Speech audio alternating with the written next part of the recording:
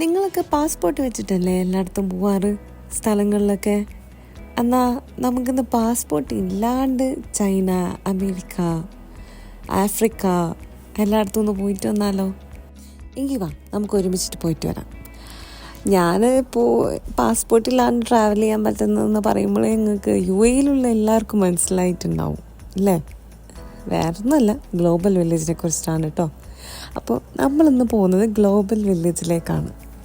Global village തുടങ്ങിയിട്ടിപ്പോൾ 1 month ആയിട്ടുണ്ടാവും കേട്ടോ. October 28 ആ അറൗണ്ടിലാണ് യൂഷ്വലി ഗ്ലോബൽ വില്ലേജ് സ്റ്റാർട്ട് ചെയ്യാറ്.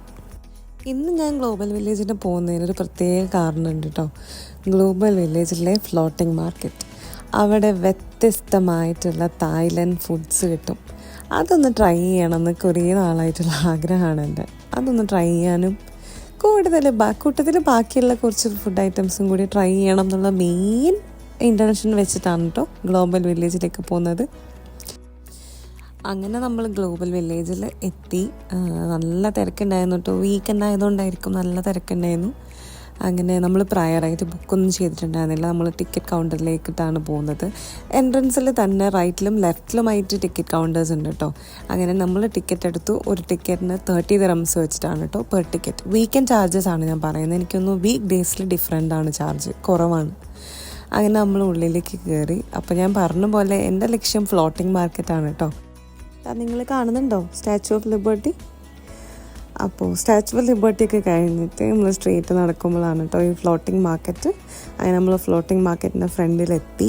അവിടെ എത്തുമ്പോൾ തന്നെ നല്ല സ്മെല്ല് വരും കേട്ടോ.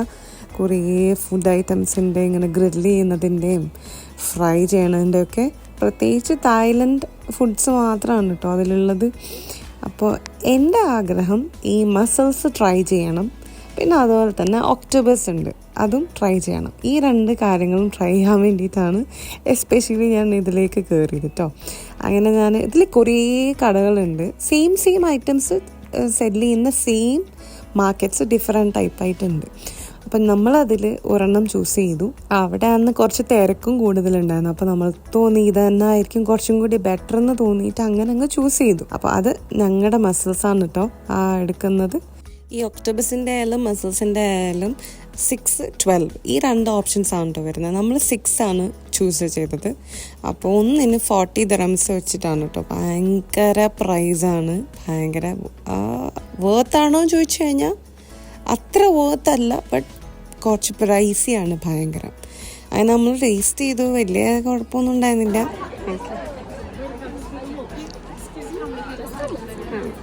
Thank you.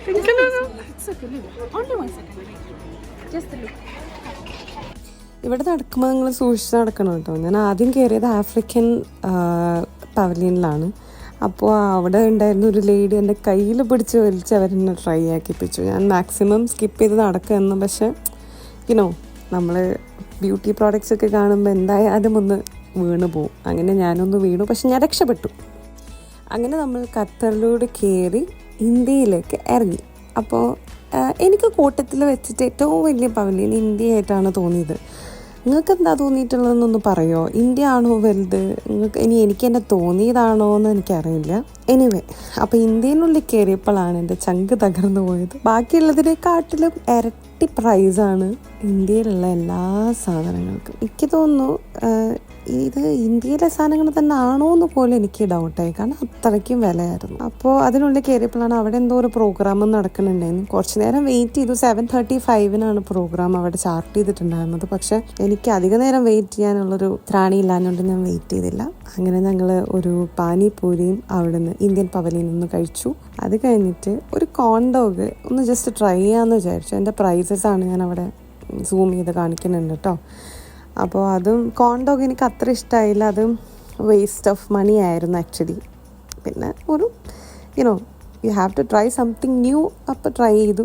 അങ്ങനെ അതും ട്രൈ ചെയ്ത് വയറെല്ലാം കൊളാക്കി നമ്മൾ ഇറങ്ങി. നിങ്ങൾ കാണുന്നവർ ഇതുവരെ പോയിട്ടില്ലെന്നാൽ ഇനി പോകാൻ ആഗ്രഹിക്കുന്നവരാണെങ്കിൽ നിങ്ങൾക്ക് ഞാനൊരു അഡ്വൈസ് തരാം. കുറച്ച് കാശ് ലോണായിട്ട് എടുത്തിട്ട് പോയിക്കോട്ടോ, കാരണം അത്ര പൈസയാണ്.